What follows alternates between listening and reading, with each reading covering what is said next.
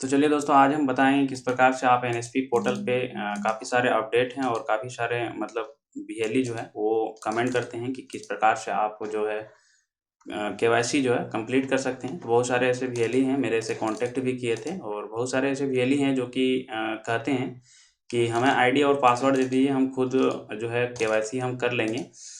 तो उन सभी वीएलईओ के लिए आज हम लाइव डेमो के साथ में हम बताएँगे किस प्रकार से आप लॉगिन करते हैं। सीएससी का जो पोर्टल है वो किस तरह से लॉगिन होता है। सिंपली जिस तरह से सर्विस में आप लॉगिन करते थे, उस तरीके से ये लॉगिन जो है ये नहीं होने वाला है। आप फिर से जो है बहुत सारे ऐसे वीडियो में देखे होंगे कि लॉगिन करने के टाइम में जो भी बायोमेट्रिक है वो लगता है वीएलई का।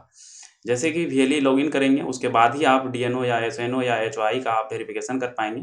और बहुत सारे ऐसे वीएलई हैं जो कि कमेंट करते हैं, बहुत सारे ऐसे स्टूडेंट हैं जो कि कमेंट करते हैं कि मेरा सर जो भी कॉलेज हम जाते हैं तो कॉलेज में क्या कहते हैं कि वो एनएसपी का जो आईडी है हमें नहीं मिला है। तो आप जिस तरीके से कॉलेज वाले से आप बात करते हैं कि कॉलेज वाले साफ-साफ इनकार कर देते हैं कि आपके पास जो भी है एनएसपी का जो भी आईडी है वो नहीं है। तो आप सीधे डिस्ट्रिक्ट ऑफिस जाइए, डीईओ के ऑफिस कार्यालय में आप जैसे ही जाएँगे तो वहाँ से आप पता कर सकते हैं कि आपका कॉलेज जो है वो जेनुइन है या वो उस कॉलेज का जो है वो रजिस्ट्रेशन जो है वो फ़ेल हो चुका है, या तो वो रिन्यूअल कराएँ हैं या तो रिन्यूअल बाकी है। तो वहाँ से आप जाके पता कर सकते हैं। उसके बाद जितने भी कॉलेज हैं, जितने भी स्टेट के जितने भी कॉलेज हैं, जितने भी स्कूल हैं, सभी को एनएसपी पोर्टल में टैग किया गया है। जो जेनुइन कॉलेज नहीं है, उसे टैग नहीं किया गया है। बहुत सारे ऐसे वीएलई थे, बहुत सारे ऐसे कॉलेज थे जो कि फ्रॉड करते थे। बहुत सारे ऐसे वीएलई थे जो कि जेनुइन कैंडिडेट का स्कॉलरशिप नहीं आके वो दूसरे का स्कॉलरशिप आ जाते थे।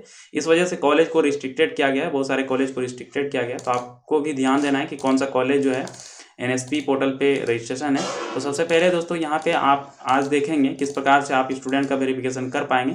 हालाँकि अभी जो है लिंक एक्टिव नहीं हुआ है। आप पिछले वाले वीडियो आप देख सकते हैं कि वेरिफिकेशन करने के टाइम में कि क्या-क्या ज़रूरी है और क्या-क्या हम डॉक्यूमेंट लेके जाएँ वीएलई के पास जो कि ऑथेंटिकेट करें और किस तरीके से केवाईसी पूरा कर सकते हैं।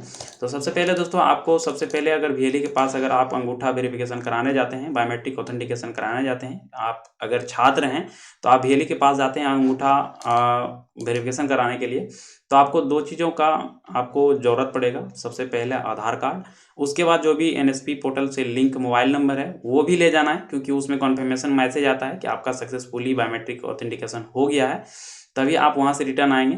उसके बाद उसमें क्या आता है, उसमें जो भी एनएसपी का लॉगिन आईडी पासवर्ड मिला होगा, आपके पास लॉगिन आईडी मिला होगा, रजिस्ट्रेशन जिसको बोलते हैं रजिस्ट्रेशन नंबर। तो रजिस्ट्रेशन नंबर से ही लॉगिन होता है, जो भी स्टूडेंट का लॉगिन होता है तो वो रजिस्ट्रेशन नंबर से ही लॉगिन होता है। तो आप उस रजिस्ट्रेशन नंबर को उस साथ में लेके जाएँगे। उसके बाद आप वीएलई के पास जाएँगे। अगर आप एक वीएलई हैं और वो वीडियो देख रहे हैं, तो बहुत सारे ऐसे वीएलई थे जिसके बाद उसमें बताया गया कि मेरा जो है स्कॉलरशिप पे बायोमेट्रिक ऑथेंटिकेशन कराने के बाद भी जो बायोमेट्रिक वेरिफिकेशन कराने के बाद भी मेरा जो है वो स्टेटस जो है वो नो दिख रहा है।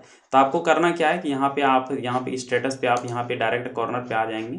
ये इस वाले वेबसाइट पे nspbow.in। तो यहाँ पे आने के बाद आप चेक वेरिफिकेशन पे आप क्लिक करेंगे। चेक स्टेटस पे आप क्लिक जैसे ही करेंगे, यहाँ पे तीनों का आ जाता है। आप जो भी ऑथेंटिकेशन किए हैं, या तो इंस्टीट्यूट का जो भी हेड ऑफ इंस्टीट्यूट का आप वेरिफिकेशन किए हैं और उसके लॉगिन आईडी में ऑथेंटिकेशन नो दिख रहा है, तो यहाँ पे उसका आईडी लॉगिन आईडी जो है यहाँ पे आप डालेंगे। उसके बाद यहाँ पे जैसे ही आप सर्च करेंगे तो उसका सारा चीज़ डेटा आ जाएगा। तो इस जगह जो है यहाँ पे फिनलाइज का ऑप्शन रहेगा। अगर आपका एनआईसी से सिंक नहीं हुआ है तो यहाँ पे फिनलाइज का ऑप्शन होगा। तो यहाँ पे फिनलाइज पे आप क्लिक करके यस क्लिक कर देंगे। जैसे ही आप यस पे क्लिक करेंगे, उसका लॉगिन आईडी में उसका जो भी फिनलाइज है वो हो जाएगा, उसके आईडी में जो है शो करने लगेगा। तो इसी प्रकार से आपको करना है। और उन सभी वीएलईओ के लिए अब जो है हम बताने वाले हैं कि किस प्रकार से लॉगिन होता है। बहुत सारे ऐसे वीएलई हैं कि मेरे से कांटेक्ट करते हैं कि आईडी पासवर्ड दे दिए। हालांकि हम आईडी पासवर्ड दे सकते हैं, लेकिन आप लॉगिन नहीं कर पाएंगे। तो सबसे पहले दोस्तों यहाँ पे लॉगिन विथ डिजिटल सेवा कनेक्ट पे क्लिक करेंगे। उसके बाद यहाँ पे मेरा सीएससी आईडी और पासवर्ड डाला हुआ है। उसके बाद यहाँ पे आपको कैप्चा कोड डाल देना है। कैप्चा कोड डालने के बाद आप यहाँ पे फिलहाल में साइन इन पे क्लिक कर देंगे। जैसे साइन इन पे क्लिक करेंगे तो आपके सामने में यहाँ पे देख सकते हैं दोस्तों वीएलई का जो है यहाँ पे लिखा हुआ है कि आपका डियर सीएससी वीएलई जो आईडी का रूल है, यहाँ पे आप देख सकते हैं। यहाँ पे हम आइरिस से लॉगिन करने वाले हैं, तो आपको आइरिस से हम बताएंगे किस प्रकार से आप लॉगिन कर सकते हैं। अगर आपके पास आइरिस है या बायोमेट्रिक है तो बायोमेट्रिक से कर सकते हैं। अभी फिलहाल में मेरे पास बायोमेट्रिक अवेलेबल नहीं है, डिवाइस अवेलेबल नहीं है, तो हम इस वजह से आइरिस से कर रहे हैं। मेरे पास आइरिस डिवाइस जो है वो पहले से मौजूद है।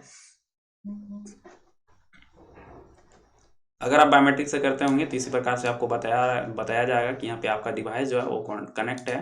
तो यहाँ पे हम फिलहाल में स्टार्ट नाउ पे क्लिक कर देंगे। स्टार्ट कैप्चर पे क्लिक करने के बाद यहाँ पे अपना जो भी है आईडी जो है वो हम दे देंगे।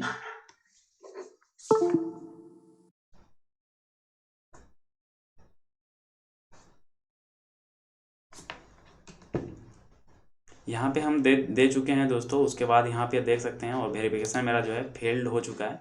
उसके बाद फिर से हम एक बार ट्राई करेंगे क्यों नहीं हो रहा है। उसके बाद यहाँ पे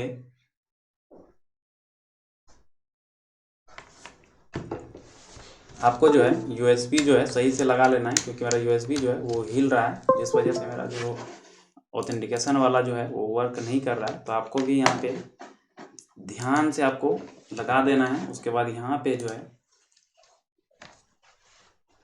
फिर से हम रीसबमिट पे क्लिक किए हैं।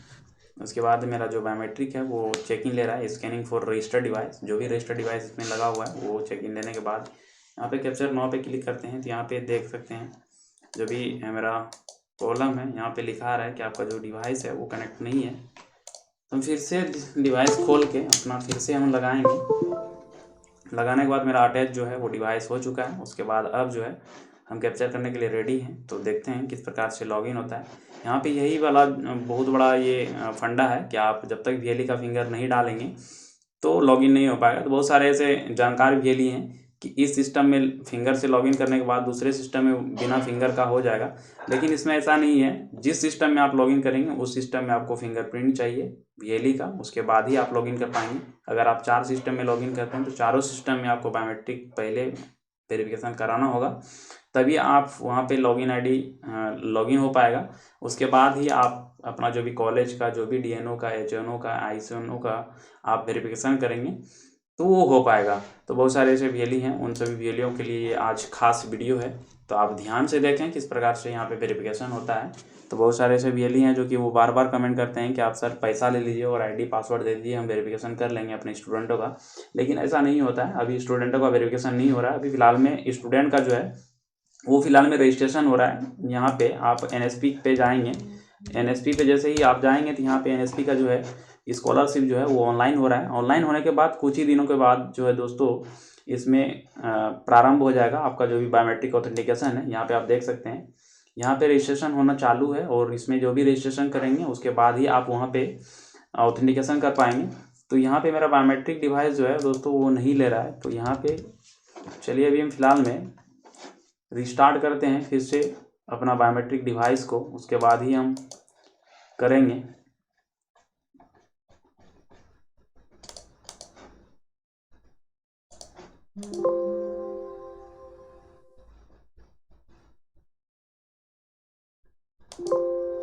थोड़ा सा आईरिस जो है दोस्तों वो सेटिंग करने में काफ़ी दिक्कतें होती है। आपको भी पता है कि आईरिस में जो है बहुत सारी दिक्कतें होती हैं। बहुत सारे ऐसे डिवाइस है जिसको अनइंस्टॉल करना पड़ता है। अगर आपका बायोमेट्रिक डिवाइस पहले से इसमें इंस्टॉल है तो उसको आपको डिसेबल करना पड़ेगा, तभी इसमें जो है वो काम कर पाएगा। तो चलिए अभी फ़िलहाल में यहाँ पे मेरा जो है रेडी टू यूज लिखा रहा है। तो अब यहाँ पे हम कनेक्ट हो चुका है मेरा डिवाइस। अब यहाँ पे जो है हम डायरेक्ट कैप्चर पे क्लिक कर देंगे। जैसे ही हम कैप्चर पे क्लिक करते हैं तो यहाँ पे देखिए कुछ मेरा प्रॉब्लम जो है वो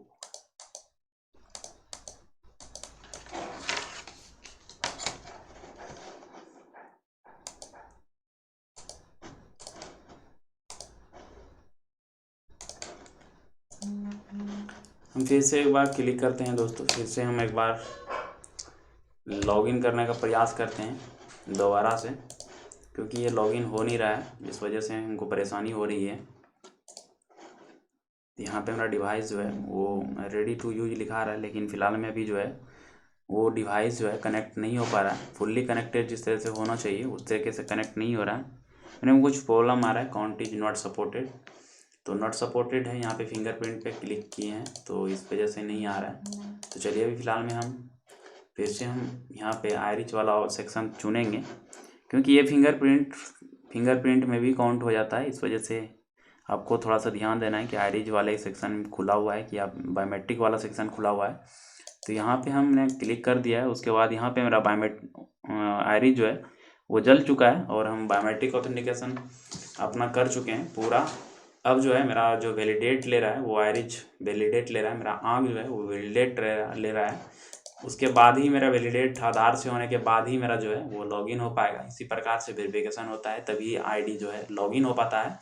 और हालांकि बहुत सारे ऐसे वीएलई पूछते हैं कि हम CSC आईडी किसी तरह से अगर हम लॉगिन भी कर दें आपके सिस्टम में तो आप वेरिफिकेशन नहीं कर पाएंगे, क्योंकि इसमें जो भी डिस्ट्रिक्ट से आप CSC वीएलई हैं उन्हीं डिस्ट्रिक्ट का आप सिर्फ कर सकते हैं, अदरवाइज दूसरे डिस्ट्रिक्ट का आप नहीं कर सकते हैं।